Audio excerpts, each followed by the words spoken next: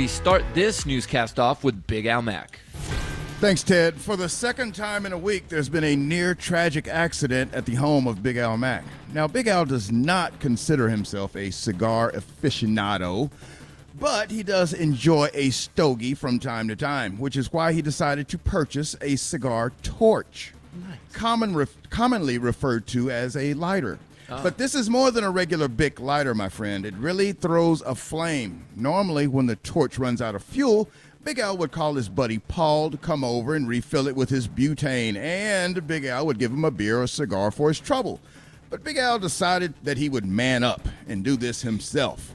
So he went to the store and bought a little can of butane. He sat on his patio to enjoy a glass of 14 Hands Merlot and a cigar. Well, filling the torch with butane was challenging, to say the least. He kept trying and trying to fill the torch with butane, and it kept spraying and spraying. So Big Al said, I know at least some of the butane fuel must be in the torch. So he decided to give it a try. The only way he knew would be to light it. So he did. When he did, the torch and his hand lit up like a campfire. It's very much like that initial flame you get from a barbecue grill after pouring lighter fuel on it and then throwing in the match. Yeah. Big Al dropped the torch onto his newly installed indoor-outdoor carpeting. He stomped the flame with his feet with only socks on and then began shaking his hand like a Polaroid picture that was in flames. Hair singed, no more hair on the left hand at all. Thanks, Ted. Wow. Thank you, Big Al. That was a fire story.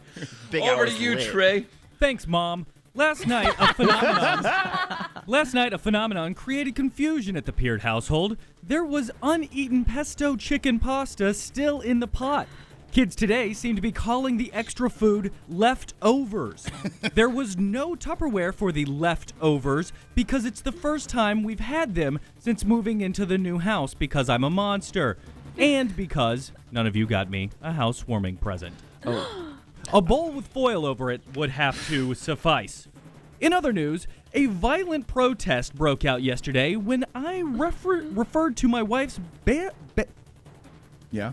Yeah, recover from that.